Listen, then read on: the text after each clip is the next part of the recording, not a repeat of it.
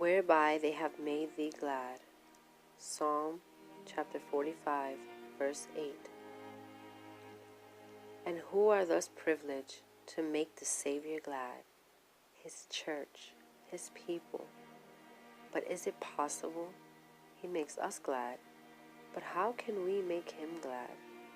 By our love.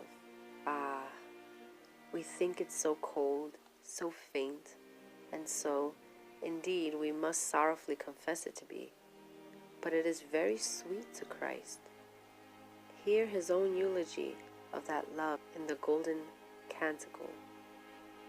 How fair is thy love, my sister, my spouse! How much better is thy love than wine! See, loving heart, how He delights in you. When you lean your head on His bosom, you do not only receive, but you give Him joy.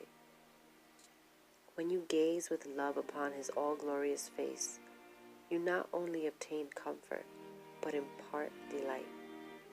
Our praise, too, gives Him joy.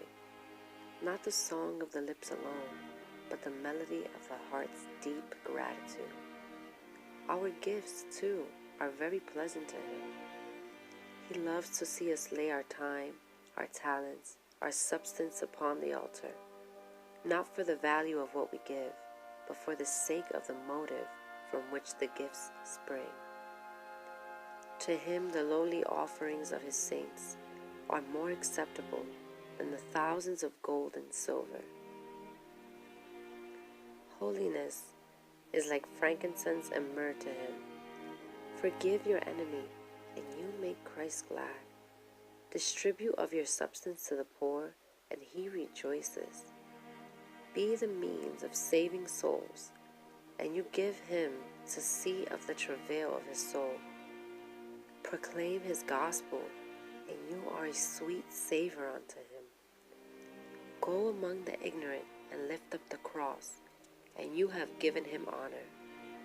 It is in your power even now to break the alabaster box and pour the precious oil of joy upon His head, as did the woman of old, whose memorial is to this day set forth wherever the gospel is preached.